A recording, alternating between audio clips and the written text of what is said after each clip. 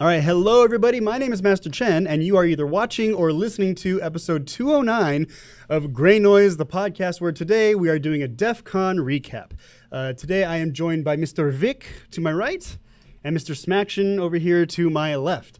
Now, before we get into the actual stuff that we'll be talking about, let's talk about where we are. We are at Sin Shop because it is Friday night, 7:30, like any Friday night. We are here at the Sin Shop. The address is 1075 American Pacific Drive, Suite C in Henderson, Nevada. We are still the Las Vegas Valley Hackerspace.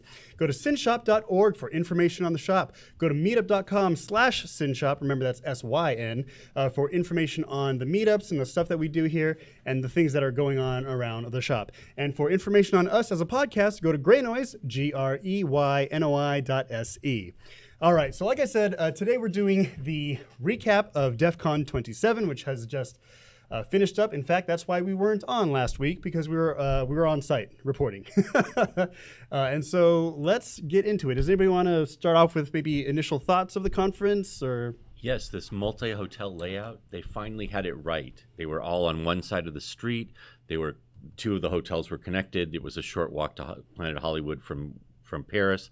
They finally got it organized, and the things were laid out, so it made sense. Most of the villages were in one place. The Sky Talks were another. All of the tracks for DEFCON proper were in one place this time. So yay. And then, of course, it's changing next year.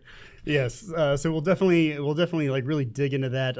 I am surprised that it works so well. Well, I don't know about working so well. I didn't even go into the Flamingo, but we'll get to that. So the four casinos that the conference was spread out over was Flamingo, Bally's in Paris, which are the ones that are connected to each other, and then Planet Hollywood. So I spent most of my time in Planet Hollywood. That's because that's where the Recon Village was and whatnot. Does anybody remember where the Sky Talks were? The Sky Talks were in Bally's. Bally's, okay, that's right. And Flamingo, like I said, I wasn't even at the Flamingo because it had a whole bunch of workshops, and then I think that was where Red Team and Blue Team villages were. I think I got to look at the map again. So there's that. Vic, do you have any thoughts on the conference initially? I'm glad they're going to centralize the location instead of needing to transition between different locations to be able to. At first it was okay, but then it just became a pain to get around. Right. Now, Mr. Vic, you were there kind of at one central location the entire time, right? The hardware hacking village? Yeah. Yeah. In the car village, aircraft village, hacking village, yeah. Yeah, so there's that.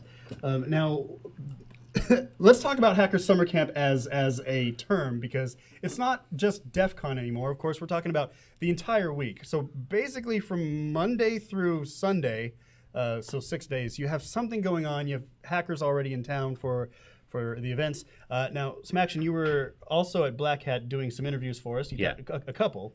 Yes. Black Hat this year was as corporate as ever. More corporate, less corporate? I'd say more corporate, because there were many more talks, it seemed to me, I didn't really do a count, that related to policy and things rather than to getting out, technical information. I mean, it related to the technical field, but it was at a lot higher level than, say, actually hacking in 0 days and, what you think of as a technical talk kind of thing. And they did have a couple interesting things that I did interview.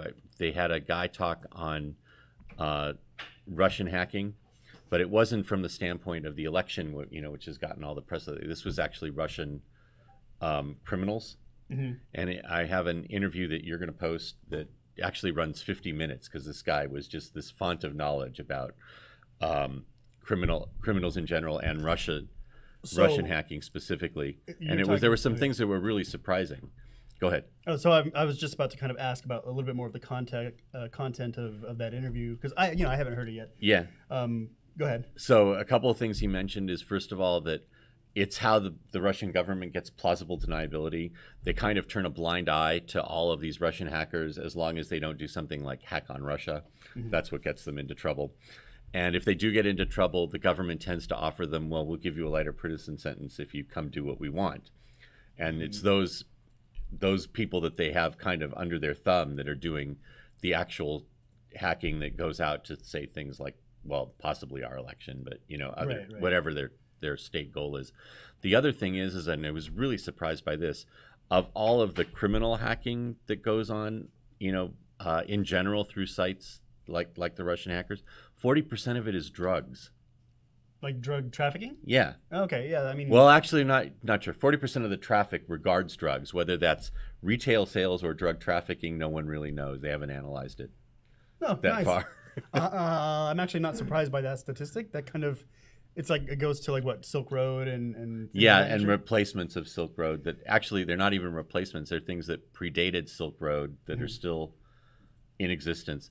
There will also be available the slides, because when he did the interview, he actually pointed to things on on a slide, which doesn't necessarily translate to radio very well.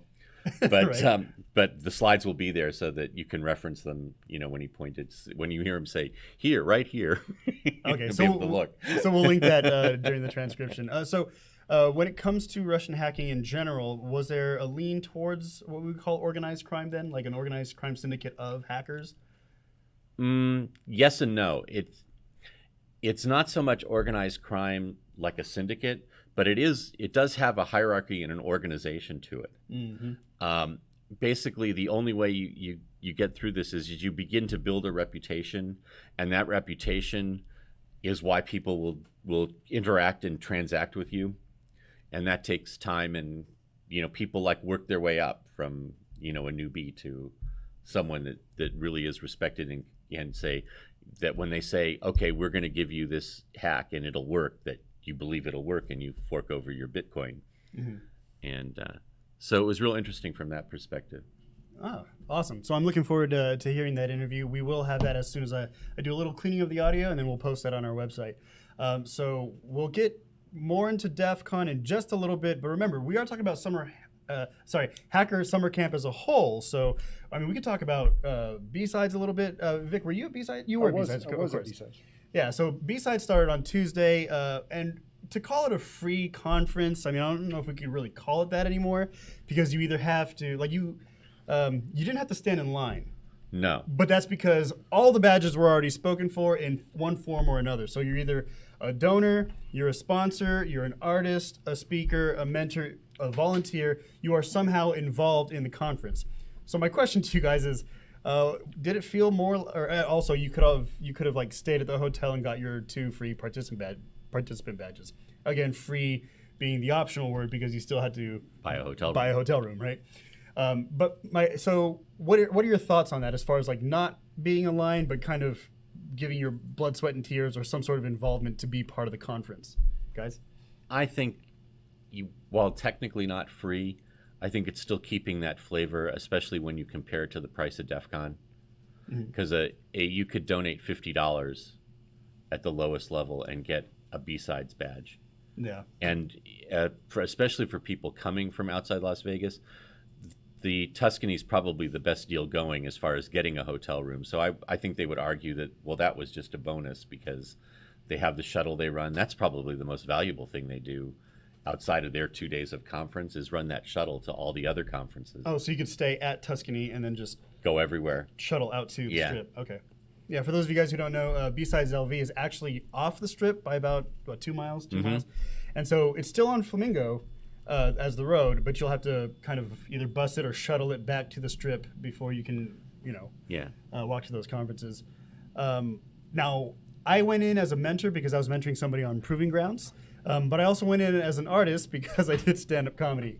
Now, let me tell you something. While I did win first place for the stand-up comedian contest, it was not because I was good, okay? It wasn't because I was good. Everybody there was a first-time stand-up comedian. I just so happened to have one open mic under my belt before going up there, but everybody there was really green, including myself. So again, I'm not calling myself hilarious. I was just maybe the best of the worst, or the mediocre of the worst. I don't know. The last comic standing, so to speak. Something like that, yeah. I mean, it was a lot of fun, and like I've been telling everybody all week, it is a different beast from a podcast, from presenting, from having normal conversation in a big group, from whatever, completely different.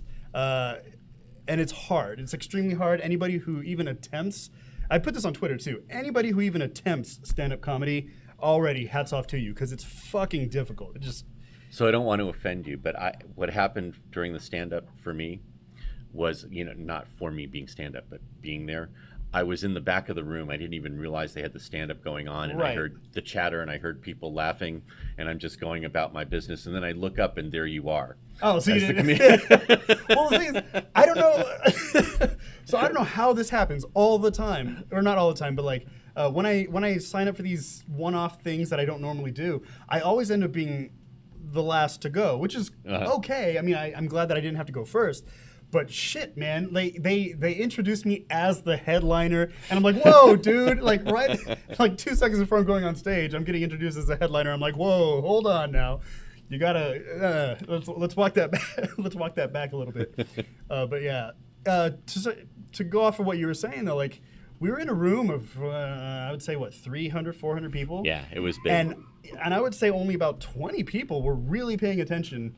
Well, it was while everything else is going on. It was like the decompression, not the decompression room, but it was the room where the food was. And, yeah, it was the main room. So Yeah. there was the vendors around the corner of the walls. There was food going on. There was the sticker exchanges on each table. Everybody was kind of on another table hacking. That's whatever. something kind of unique to B-sides, and that gets to be a zoo towards the end. Yeah, and that's cool too. Don't get me wrong. It's just the whole stand-up environment was very odd, very not normal, I guess. But I had fun nonetheless, which I guess is the important part, right? So thoughts, Mr. Vic? You actually watched me, and You were very nervous on stage. Yeah, It took yeah. you about a minute to get to rolling. yeah, And then you were kind of like, okay, where do I go? Where do I go? And so you were discombobulated a bit there. yeah. Well, like I said, it's by no means am I going to ever call myself a stand-up comedian, but it was fun. And the thing is, for those who don't know, by the way, I submitted to speak at B-Sides and I got rejected. So I was like, shit, like I don't want to stand in line. How am I going to do this? So one of the jokes that kind of didn't go off right, obviously, was, I didn't want to stand in line. I was too late for donating. I wasn't speaking. So my plan was to be an artist and just donate my self-confidence or sacrifice it, right? Like that's where I was trying to get with it, and it just didn't come out right. But hey, I was there. Oh, you did a good job once you started going. It's Yeah. just you had a really short time. You took a little bit of time to like get reoriented. You could tell that you were flustered in some way. I didn't know what had happened, but I knew you were like flustered in some means. So Yeah, I think I had hecklers there who, for some reason, found their way back here to the shop. I think it was under inebriation. Yeah, there was a little bit of alcohol involved. No, but again, Not as much as a Sky Talk. Yeah. no, but that's a different story too. That's going to be forever a thing, right? Since 2015. So that was a highlight of B-Sides. My mentor or my mentee, the person I was mentoring for the Proving Grounds track, she did a phenomenal job. She was the one who did these. She's called Swordfish on Twitter. Real name is Chrissy. She doesn't mind sharing that. But her talk was called Breaking the Bodyguards, and she was kind of focusing on, bodyguards are used to physical attacks maybe or something of that nature. And she was talking about how to break them down with their communications to where, they're disoriented, they're not really organized. You break that organization and you're breaking their strength, really. So that was an interesting take. It was obviously Proving Ground, so it was one of her first times being on stage. And I think she handled herself very well. I'm not just saying that because I was the mentor, but it is hard to speak in front of people, let alone doing stand-up or let alone doing it for the first time. It's just there's a lot of things involved in emotion. She did a really good job. She got all the information out. She didn't really rush it too much. She covered all the really important things she needed to talk about.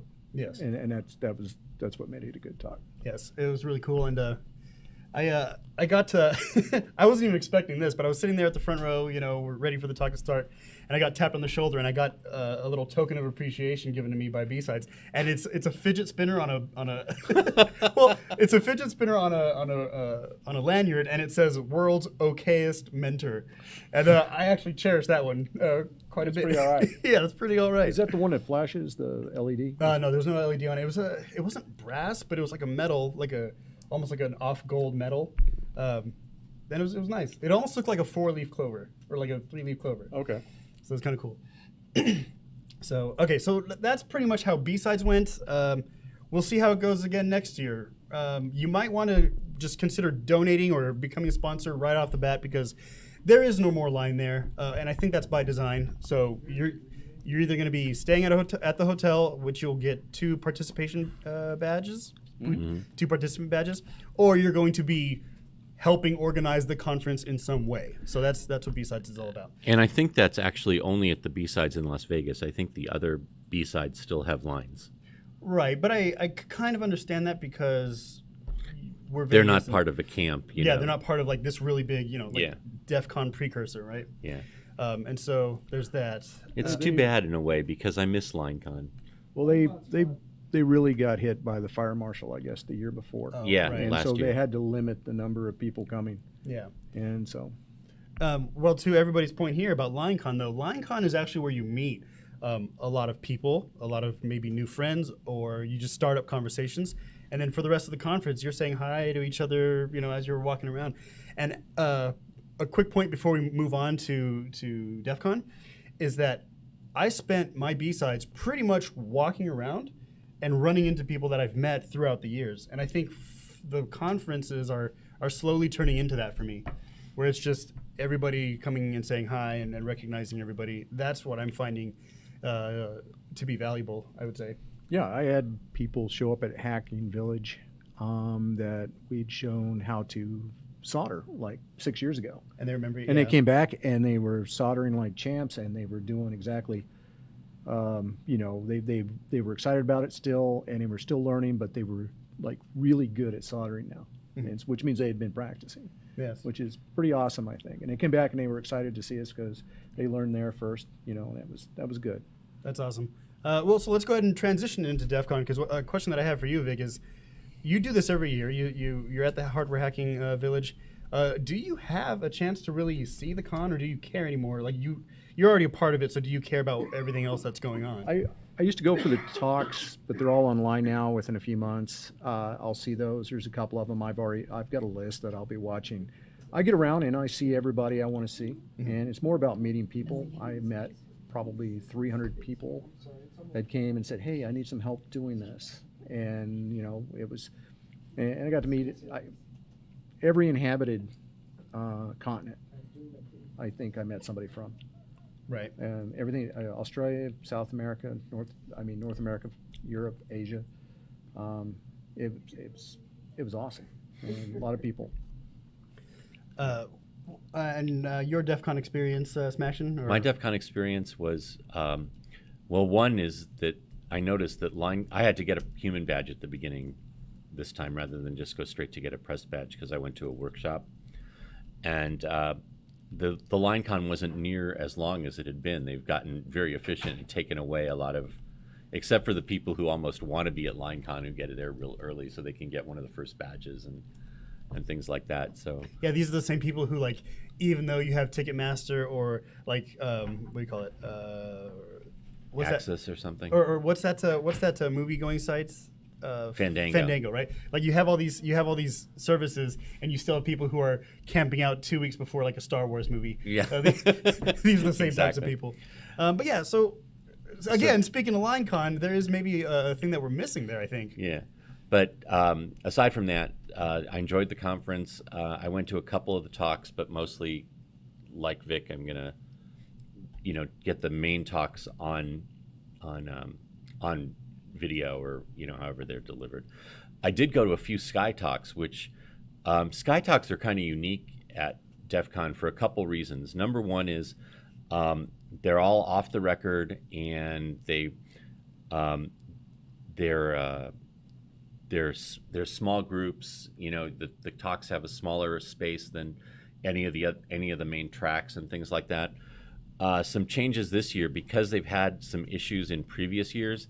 They were really monitoring the press.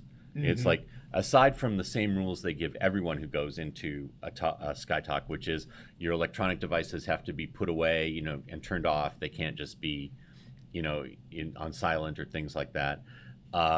This year it was you can't be wearing any badges except the official DEF CON badge. Those all had to be put away. And for press, you had to sit in the front row so they could, quote, keep an eye on you, end quote. Yeah. So do we and know they're off the record. why the one press organization got ejected? Do we know why? Not from a Sky Talk, as far as I know. That was from DEF CON itself. Yeah. And, I've now talking to you guys, I've heard two different stories. One is that that you relayed was, of course, they were photographing in the voting village. Yeah. Which I can't imagine the voting village giving permission to do, because the voting village actually had announced 3 hours during the con that they were closed to the press, so people who absolutely did not want to be known that they attended were able to go to the village. So I can't imagine them giving permission at a later point. The other reason that I was told by DEFCON Press was this outlet had asked for permission to shoot a crowd shot and was denied. And what they did is went around them and got permission from the hotel to shoot in from the hotel's property, not DEFCON's space, and take their crowd shot. But okay, so that story's kind of interesting because the way the voting village was set up, like you can't shoot from the hall into the room without being on quote unquote DEFCON space, right? So that kind of sounds interesting to me. No, I don't think it was about the voting village, the wide angle shot that they were trying to get, the crowd shot. I think it was more about a general crowd shot that they were just serendipitously doing. That's what. Yeah, I don't think it was about the voting village. Yeah, that's what DEFCON Press relayed to me, in as much as they did. That might be the case. No, I didn't get it. I didn't get the information from like DEFCON official press or anything like that. I wasn't even thinking about it. I was kind of standing around the vendor area and like, because I was having a green badge, which by the way we'll get into. Since I was having a green badge, somebody else kind of like tapped me on the shoulder and said, "Hey, you're press, right? Like what outlet are you with and whatnot?" Of course, I was saying the podcast and whatnot. And this individual was with another prestigious, whatever you want to call it, news outlet, and he was saying, so I am kind of weary now because like he had his camera down and capped and everything. Yeah. He didn't want to get kicked out. And he kind of relayed that information about the voting village. Yeah. So mixed sources, right? Of all the places I'm glad to see somebody get kicked out of for violating the rules of engagement, is somebody at the voting village. Of all the villages, I think that's the most critical to mind the reasons we have those rules in place. Those rules are there to protect people who are doing good work, and they can't do it if they're hounded. Yeah. Now, we haven't, to my knowledge, we haven't had like a really hard line bad press issue since DEFCON 15 at the Riv, or was it 16 at the Riv, right? Yeah. Where like they walked this person out because it was like on Dateline, right? Like try to catch a hacker or some shit like this. Right. After they'd been asked if they wanted a press badge and turned it down.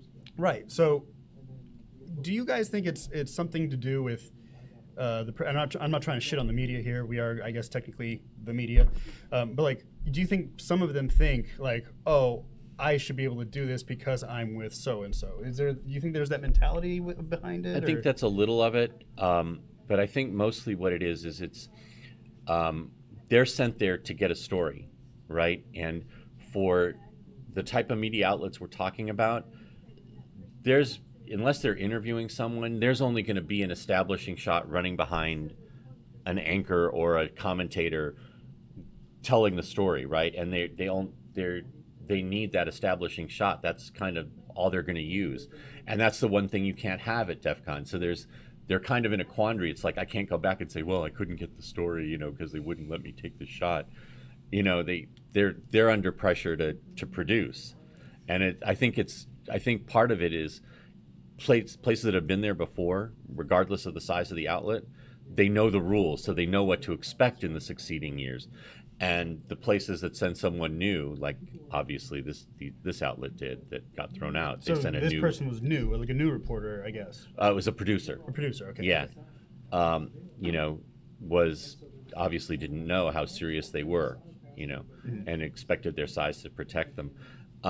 What happens, and to give you a perfect example of what happens when these two worlds collide like this, is the Twitter It blew post. No, not that, but the Twitter post that went viral, and what it was a local newscast here on Channel 13. I think and it showed the caption, "Beware of hackers at DEFCON," something like that was the caption. But of course, they had no shot for DEFCON because they're not allowed to take establishing shots. So they had an establishing shot of the Black Hat logo and the hallway. Yeah. So that's kind of what happens when the two worlds collide. Mm-hmm. And then I think the news anchor on that particular shot had like a really interesting face shot. Like it was a frozen picture, right? So when you always freeze frame like right at a weird spot where they're saying something weird, or so they had this weird angle. I thought that was funny, and I think people were encouraged to memify it. Yes, and that's exactly what happened. I think a lot of media outlets just run under misunderstanding. Mm-hmm. There's just so much that they think they know that just isn't so. and what DEFCON is, what it means when you show up, how you engage with people there. I just think they come to the table with misconceptions. Well, you're exactly right, and it's not just confined to security reporting, because I actually reported during the 2008 campaign. So I went to some of Obama's speeches and things like that, where I was encountering the Washington, the press corps that traveled with them, as right, and they think that they're God's gift to journalism, and Wouldn't be on the plane if they weren't. yeah, and they were like, we'd sit down and they'd like come up and going, oh, that's my seat or something like that. It's like, yeah, well, I'm in it now. And what's actually funny is Honeybee was with me for one of these, and we sat down and we moved because someone came up, and then someone else wanted us to move, and she gave them what for, and she goes, who is that? Like really arrogant, right? And going, that was the head of CBS News. Hey, leave it to a hacker conference to like cut them down to size a little bit. I think. Well, yeah. And the fact of it is, we had over 26,000 people show up. They ran out of digital badges. Right. Had to go to paper badges because 26,000 badges were sold. They have to go to paper badges every year. Well, I don't I think they've been really good about like predicting how many people there. They're hitting it within a very close percentage, and they understand it. And with that kind of draw that DEFCON already has, the establishedness that DEFCON has, we don't need the media. The media needs us. And they want the story, and we don't care if they have it. We don't care if they get it. Right. Yeah, it's very different. I was talking to a couple of people in the media room at DEFCON. It's very different than press at B-Sides or press at Black Hat, because at Black Hat they have a schedule of press conferences. You can go up and ask them to put you in touch with a speaker, things like that, and they've got a kind of a pretty efficient way of doing it. DEFCON, I mean, they want to be helpful. I'm not saying that, but you're really on your own, because a lot of speakers don't want to be interviewed. There isn't like this central registry of, oh, here's where we go to get to the speakers and get their permission, or you got to kind of catch them. Yeah, what DEFCON does is they give you a list of the speakers, Yeah. and they say, here's their Twitter handle, contact them. That's where they kind of draw the line, Yep. which I think is fair. Yep. If you're going to be a journalist or if you're going to be doing reporting, you have to put in the legwork. It's not going to be just given to you. I totally respect that. And like this year in particular, like we only have the 2 interviews that you did for us at Black Hat. I was kind of wanting to just take in the scene, and then we're doing this podcast and doing that recap. I'll do a formal write-up. That's kind of where my press involvement was this year. Yeah. So I think, I don't want to say that that's sufficient, but I really like this year, and going through the list of talks I'm going to listen to soon. My biggest thing I noticed was like every single service that's supplied in a standard company system had an exploit. Everything from DNS to Active Directory, Samba, you name it, there was an exploit or a number of them that were being released for every one. So that'll be very interesting to see how it pans out for the next year.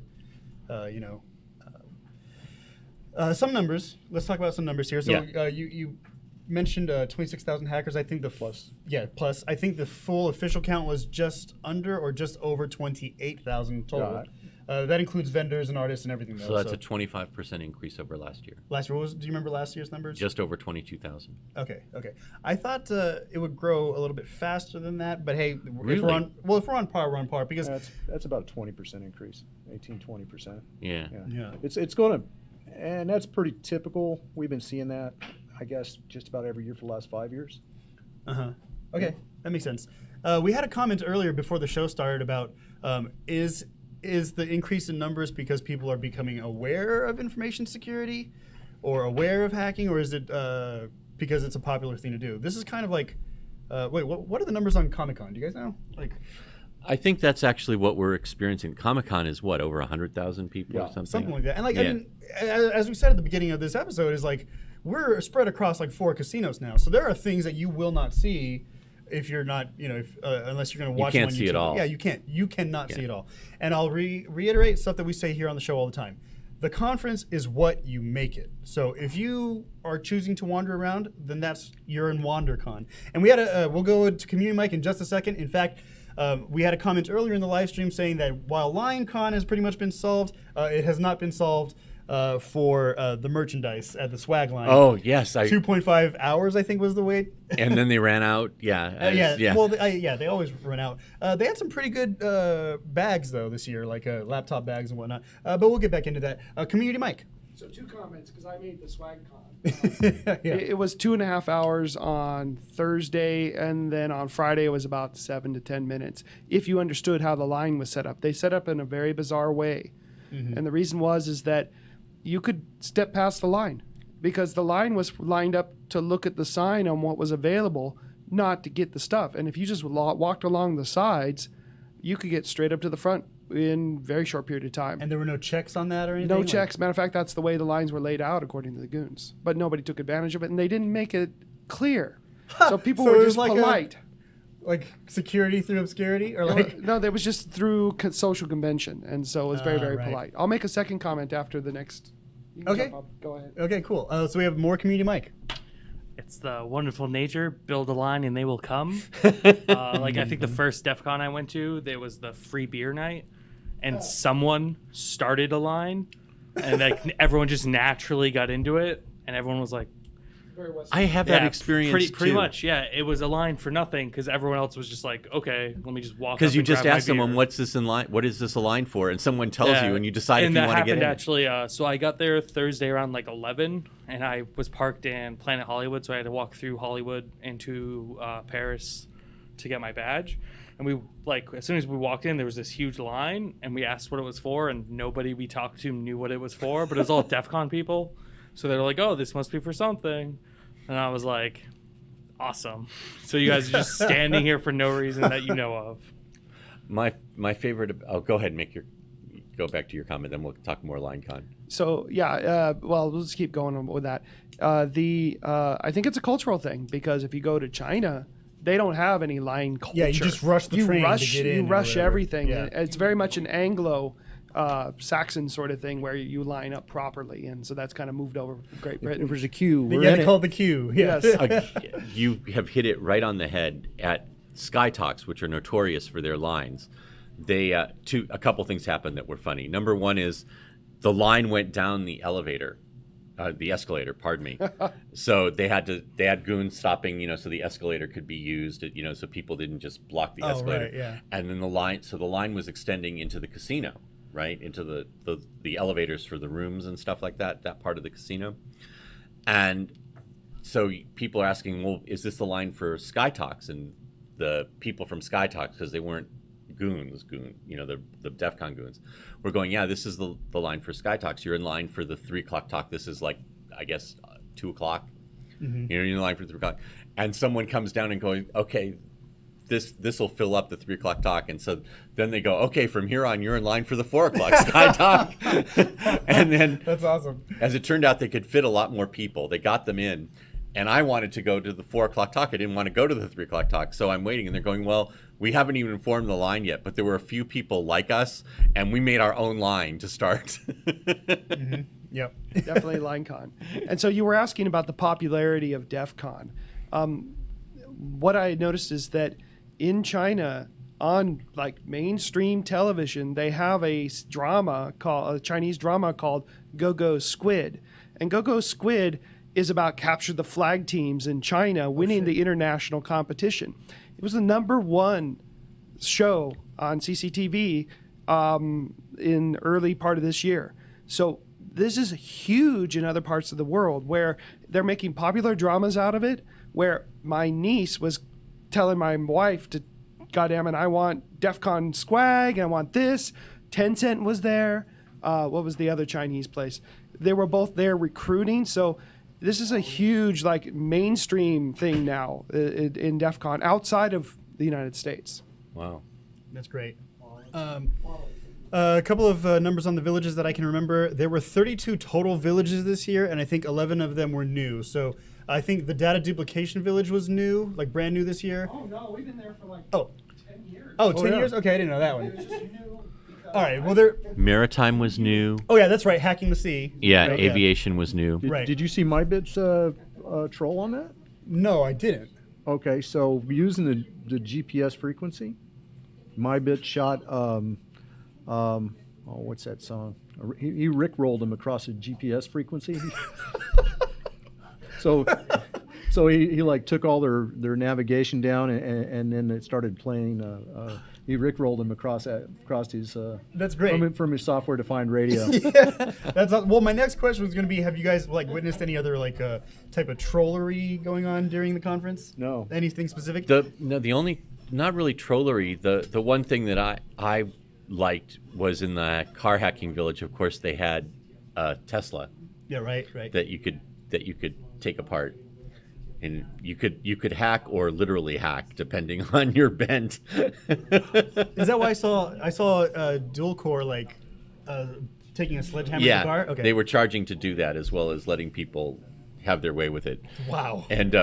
And the first prize was you got that particular Tesla. Like if you fucked it up enough? After it was all taken apart and beat up, you got that Tesla. If you won the Yay. competition, you got that beat up Tesla. Yay, consolation prize. So No, so my favorite troll was from Sunday. Okay, so Sunday I would say like an hour or two before closing ceremonies. Now, did you go to? I did. Okay, I didn't go to closing ceremonies, so I don't know if you did. Smash no, It. Okay. I was done by 12:30 on Yeah. Sunday. Okay, Yeah. so if you want to maybe comment on that in just a second. So one of my favorite trolls from the entire conference was an hour before the closing ceremonies. It was beautiful. Yes, I think you already knows where I'm going with this. So there started to get this thing on Twitter where there was a black badge raffle. You're laughing already. So the thing about the black badge is you have to win a really elite competition. So whether that be Hacker Jeopardy, the CTF, there's a whole bunch of black badge Well, it competitions. changes every year. It does. Yeah. It does. CTF is always a black badge. It's Right. the one that gets all the black badges. I also what- know from Joe Grand, if you design the badge, you get a black badge. Right. Oh, okay, cool. And so, and so there's you depending on what year it is and what kind of turnout they have for a competition and how hard it was and what had to happen determines if it's a black badge. There's plenty of competitions that go on at DEFCON, but not every one of them is a black badge. Exactly. So, but that's the thing, right? And you never know that year if you're competing in it if it's going to be a black Right, badge until like the competition. very end. So Right. you got to be kind of willing to go into it for the competition's sake because you don't Right, know. right. Now here's the thing, though. Remember, unless you capture the flag. oh yeah, capture the flag, for sure. But the thing is, so the black badge is for competition, and so when this thing started coming out about a raffle, a black badge raffle. The veterans of the conference already knew, like, wow, if you're going to be sitting in for this thing, you're an idiot. So I thought it was so funny. It was trending for a while, and then I think DEF CON officials said, no, obviously there's no black badge raffle. So, Community Mike. I was gonna say, if you're pretty active in some of the villages, like in the social engineering village, they just announced this year that next year there will be a black badge that those contests were. So it depends how connected you are, I guess. And how Okay, involved. awesome. Yeah. I've accepted the fact I'm going to be paying for DEF CON for the rest of my life, not getting a black badge. I am almost in your direction. I'm almost there, Smaction. But the thing is, Bubbles won the tinfoil hat contest last year, and she actually got into this conference for free this year. And so I think it's possible. She might actually get a black badge before I do. And I'm like, God damn it. But, but I haven't given up hope. I haven't given up hope. Community Mike. Oh, I forgot. Oh, you forgot. Okay. So I want in fact, like next year, I think I want to concentrate not so much on like wandering and just seeing what's out there because like the vendor area hasn't changed too much. No. And I think next year I really want to go hardcore on competing. I think that's what I'm going to be concentrating on. I've thought of that, but after having seen you do it in previous years, I realized I don't want to spend my whole con, like in a competition. which you almost have to do. I mean, Yeah, you show up, that's what you sign up for, and that's what you're doing. You're not turning anything else. yeah. Right, and I've had that same philosophy as you guys for like the last 3 or 4 years now, because the last major competition I was in was like DEFCON 18. I did the mystery challenge with a couple of others, That including was a good GGN. mystery challenge. It was a very good one. But I agree with you. It takes you away from the con, and you're kind of concentrating on like just hacking this one thing, which is great, but it does take you away from the conference. Now, with that said, though, this year, for instance, like again, the vendor area hasn't changed so much. Right. The talks, they don't even kick you out of the rooms anymore, so you can stay in a track for the entire day because. Well, that was only a special talks. They would do that. Right, Yeah. right. But if they didn't even anticipate the talks to fill up because of all these villages that we have now, they weren't kicking you out of the room unless they needed to, unless the line was already forming. Even SkyTalk started doing that. Yeah. And so again, so here's that thing where it's like, okay, well, if the conference is pretty not, I don't want to say static, but you already kind of know what's going on over here and there and here and there. Maybe you can give up a year of that to really compete hardcore. Yeah, that's So possible. I'm kind of going back and forth on that right now. In my mind right now, I think I'm ready to compete next year for whatever it is. But who knows? My philosophy might change by February. I don't know. I still remember the last time you guys competed, and I walked by, and you were playing with rice paper and water. Yeah, so funny thing, that had nothing to do with the competition. We were just guessing. But that's how the mystery challenge was, so there's that. I don't think Lost is really part I don't of the think he's conference around anymore. No, I think he's Yeah. kind of dropped off. So I don't think we'll have a mystery challenge in a while. So I'm going to have to find something else to compete in. So... and so that's my thoughts on competition. I think now with everything going on, I think there's a reasonable reason to invest your time into it. Yeah. Now, funny thing is, we actually did still attempt the tinfoil hat contest this year. Uh-huh. But our timing was off because last year the contest ended like on Sunday at 12 noon. So we're getting the tinfoil hats ready or whatever. We're ready to walk down to the competition area. We're there at like 10 in the morning on Sunday, and it's cleared out and gone. And so I was pinging Crux. I was like, hey, man, are we still doing tinfoil? He's like, oh, yeah. We had the stage yesterday at 5 p.m. So that's when the contest ended. So it's like, shit. But I still walked around Sunday with my dreadlocks. It was tinfoil dreadlocks. So I saw you. yeah. There will be pictures I'll put it on Greynoise and everything. But yeah, I was walking around. But my favorite thing about the tinfoil hat contest is the people in Vegas who don't know what the fuck is going on, like looking at you in the heat with All you 3-foot have to do dreadlocks is on. wear your badge to get people at Vegas wondering what is going on. Yeah, I mean, yes. This one was a little more subtle than most, but yes, you know. But like Vegas is an area for conventions and conferences, so the badge alone maybe not get their attention. The ones that hung that took up most of your chest definitely got attention. but that was annoying. DEFCON 23, that was a little bit annoying. I'm sorry, I didn't say it first. But when you have 3 feet of like tinfoil dreadlocks, you might get people to, especially during summer. Oh God, yeah. And somebody was, I can't remember what it was because I spend most of my week drunk. But I remember we were walking back to the hotel room and somebody who's not part of the conference was talking about like, oh, are the aliens coming? Da, da, da. I was like, well, actually, yeah. I mean, that's totally why we're doing this, right? So, but See you in September. yeah. Wait, September. Oh, wait, is that the Facebook thing? Yeah, Okay, I haven't been paying attention to that one. Is that still going on? it's still going on. Oh shit. I'll still I'll going? tell you something about Hacker Camp for me this year that will shock you. Okay. I didn't have a drink the entire week. Oh, I had one. I had one at a press party at Black Hat. Really? Yes, and I didn't have a drink the entire rest of the week. That's by choice. It just worked out that way. Really? You weren't trying to stay sober or anything? No. I ended up, I was going to go to a party, then I didn't go, and then, Okay. that kind of thing. And There was a pretty good party that was canceled. yes, and Yeah. and I believe that, so I wasn't at the canceled party. Yeah. 'cause Did you It really? was canceled. Oh, smash it. I thought you knew better.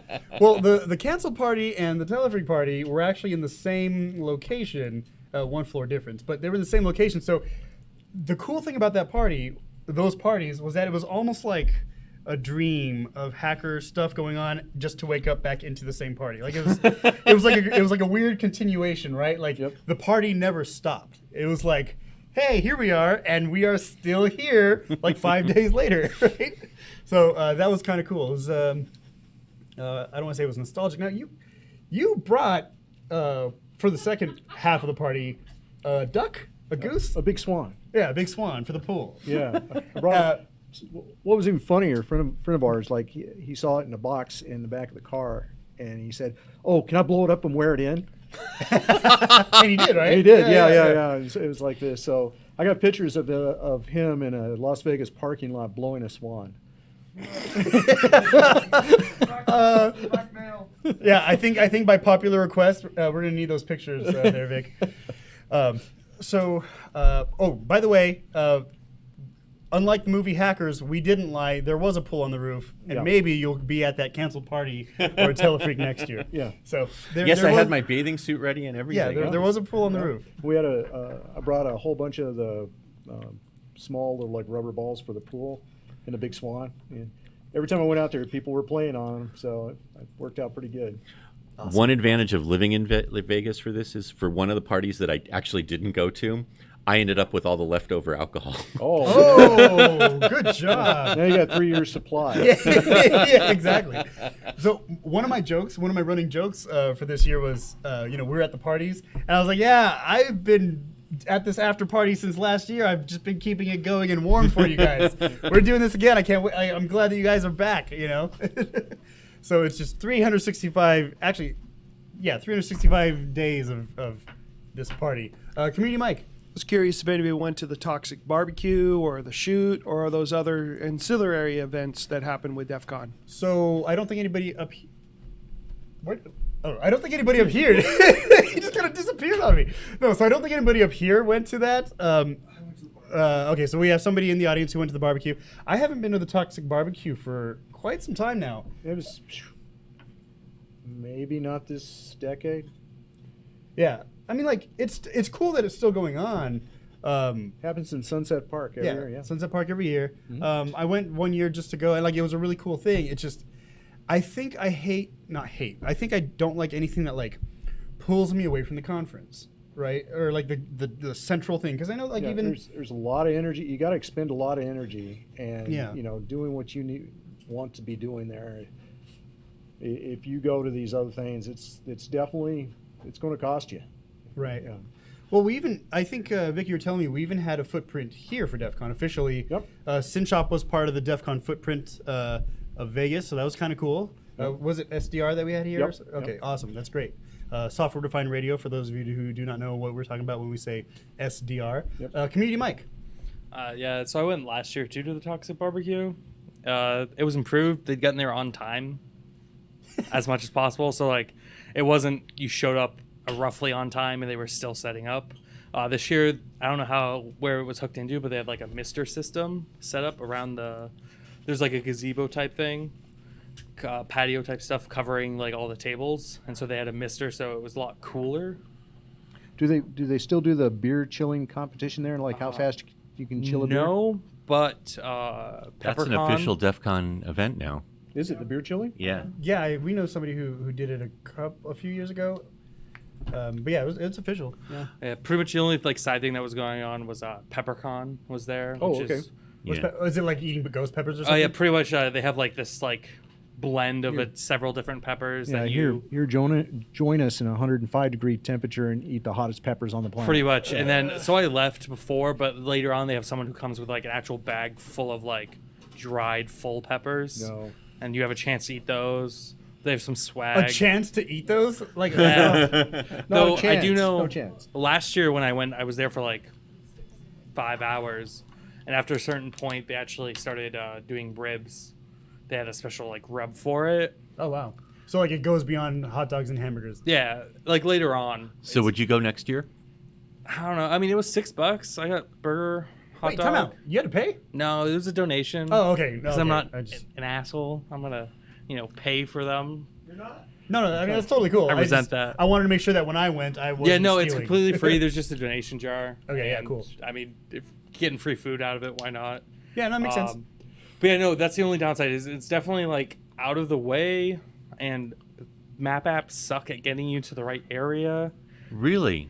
Yeah, For- because I don't know what it is. So last year I went, it took me to the right area. This Yeah. year it took me to like the main Sunset Park area, which is the opposite end Yeah.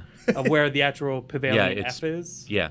I put in Pavilion F on Google Maps and it took me right to the spot. 'Cause Maybe I just slightly doxed myself, but I think that's the thing. I was not using Google Maps. I was using insert alternative company apps.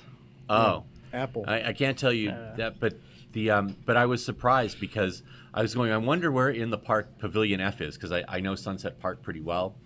And when I put in Pavilion F, it showed where it was, and I'm going, oh, I know where that is, and I was ready to rock, but I still didn't make it there. Yeah, no, I don't know. It's definitely worse. Chances to eat food, drink beer. I mean, not that people don't do that in DEFCON all over the place, but it's also a nice way if you want to get away from all like the insanity. Because the biggest thing is And hotel food. exactly, yeah. So people forget is DEFCON's not the only thing that's happening. There's still like thousands of people in the city who are either locals enjoying the strip because they're idiots, or tourists enjoying the strips because they're idiots, and like all of that like commingles. So it's not just, it's even more people than just 28,000 plus. Does the convention authority, pay you for those slogans? No, but drop Hey, a line. I was gonna say, I think you have a slogan thing there. You have a business. Yeah, I mean, opportunity there. DEFCON, reach out to me. I'm in the Discord, which if you're not, you should be. The DEFCON Discord? No, the Greynoise Discord. Come Well, on, what the Chen. fuck? Yeah, Trying right. to plug Keep stuff up. for you. Oh, hold on. I'm sorry. God damn. I wanted to make sure. Okay, never mind. I'll just stop there. Now we did have a couple of comments in the live stream about my tinfoil hat.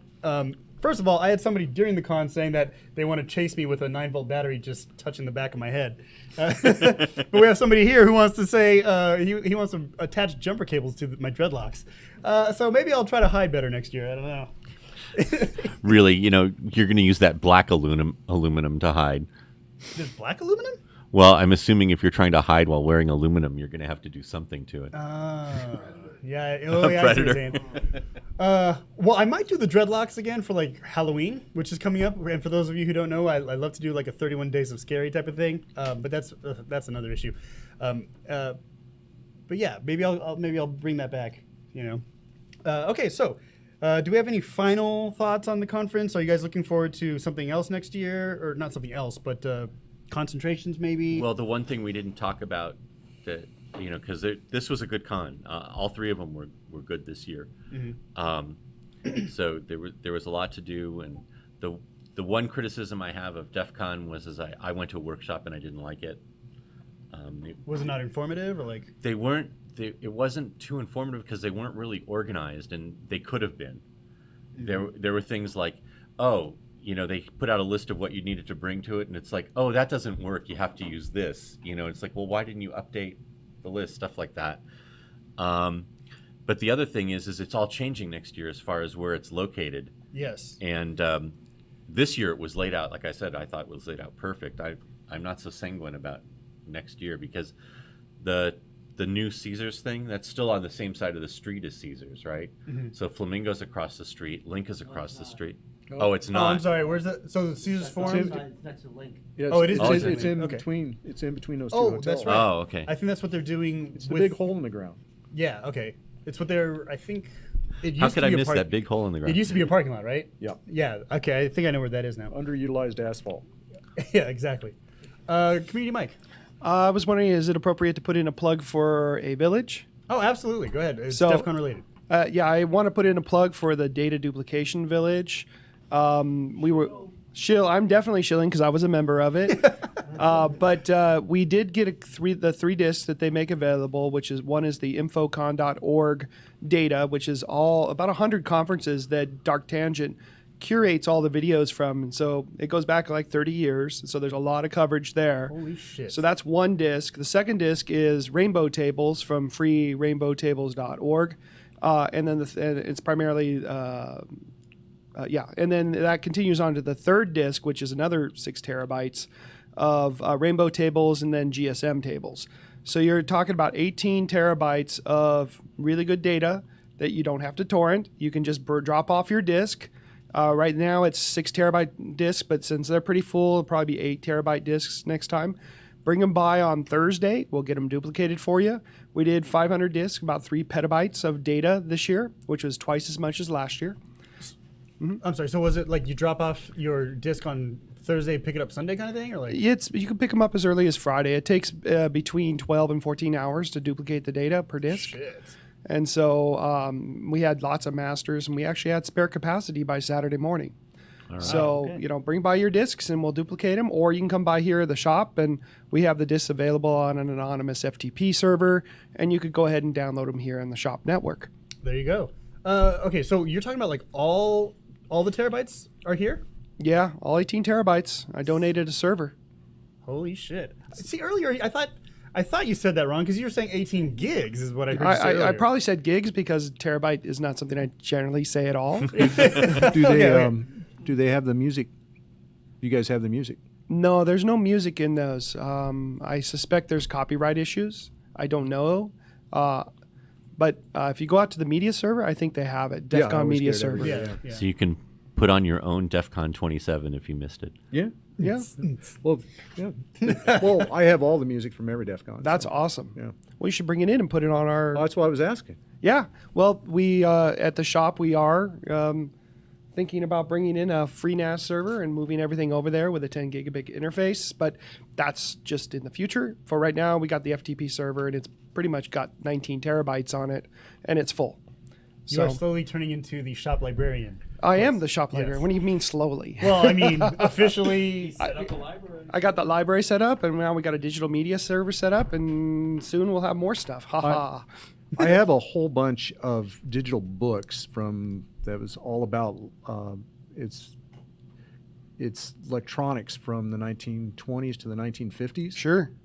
Bring 'em in. They're all digital. Perfect. We can put them on the server. What kind of media server are you running? Well, it's just an FTP server for now, but we also run Koha here at the shop. Koha is a integrated library system.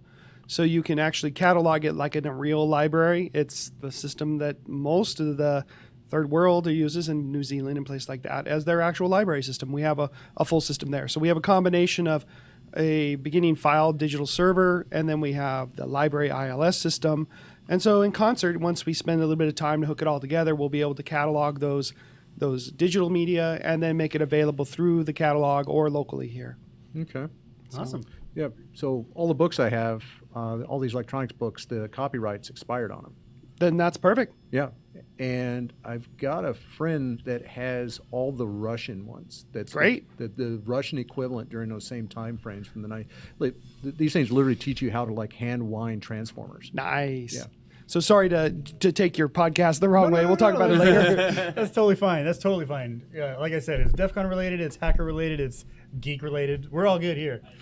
Smash, you wanted to say anything? Or? No, I'm good. Okay, cool. Did anybody go to talks that the EFF put on? No, I No, didn't. I didn't. I was highly disappointed. What kind of subject matter did they have? Nothing that mattered. All right. Did you I'll attend? look later. on Did the you attend transcripts. the Ask the EFF session at B-Sides? Yes. Okay, so I was wondering if that was included. Yeah. And Okay. they talked about a few cases here and there, nothing about anything that's going on or anything about free speech or civil rights or So anything. you're kind of disappointed in their performance as of late? Yeah. I'm holding to they're still LARPing as a free speech organization because they're kind of not doing that. Wimping out. Yeah. We have a comment that they're wimping out there, all right? I have probably an unfounded criticism of the EFF, but an unfair criticism, but I'll say it anyway. My issue with the EFF is that they seem to take on a number of cases, which is good, but they don't seem to be winning any. And you gotta have those victories up to matter, and that's it's like credentialing, right? yeah. And I think that the ACLU is kind of beating them on that score. Well, they don't even position. I mean, when something happens, it takes them forever, if they ever do, to make a position statement like this was bad for this politician to say this. It takes them weeks. By then it's out of the news cycle. Nobody cares. You need to be able to like position people's responses and what they think. You need to be nimble. You do. And you have to everybody should care about this thing that just happened right now. stuff. You know what thing that happened 3 weeks ago? Who cares, right? They need be a little bit more responsive about getting people's dander up about what's happening to them. Did the EFF take on the malware tech case? Was that EFF? I'm not sure. I'll have to check that. I don't want to misspeak there, but I don't think they did. no, okay. And then the other thing I have to disclose is that my issue with EFF may be colored by the fact that every time I've asked them for a statement or a comment or to provide someone for an interview, they have no one available. You are 100% correct. I've never seen them like, oh, let me talk to you about that for a minute. Never happened, ever. Well, that's unfortunate to hear. Yeah. So. So, all right, guys, let's bring this to a close. Any final thoughts on the conference? Maybe, like I said earlier, what you're looking forward to, or it was a good con, right? Yeah. It was. I enjoyed it thoroughly, just like I do every con. I'm hoping for this new combined space to allow more people to get around, and we have even more interaction. The great thing about the con is the interaction. Yeah. It's like meeting people, finding out new things. I always go away with a list of stuff that I have to figure out or learn, over the next year. Yeah, I couldn't agree with you more. It was a great con for myself. We didn't talk a lot about it. I did speak at the Recon Village. It'll be on YouTube in a couple of months. So that's cool. I have a great time, and like Vic said, it is 100% about the interaction. And the only thing that I want to say to finalize this is the con, and I like DEFCON, Hacker Summer Camp, or any con, Comic-Con, what the fuck ever. The conference is what you make it. So if you're not having a good time, maybe you should be rethinking your strategies, because it's a good production, and it's up to you to find the value in what you visit, where you go, who you talk to, and what you learn. It's really up to you. That's what hacking is all about. So I guarantee I wouldn't like other people's con, and they wouldn't like my con. I've created what I do and how I interact with it on my own. Everybody I know has a slightly different story about what they do at the con. Absolutely. Yep. So, all right, guys. Well, this has been another episode of Greynoise. This is the DEFCON recap episode. That was DEFCON 27. We are here live like every Friday night at 1075 American Pacific Drive, Suite C in Henderson, Nevada. That is the Cinshop Hackerspace. Even though we are in Henderson, it is still the Las Vegas Valley Hackerspace. And for information on us as a podcast, go to Greynoise, GREYNOI.SE. Remember, we've run out of time, but not out of shit to say. So join us again next week, like every Friday night at 7:30, except for last week when we were off, but that's a different story. It's not that we ran out of time. It's not that we ran out of time or shit to say. It's that we weren't here. But that's 1 week out of the year. Anyway, my name is Master Chen. These are my guys, and we'll see you next week.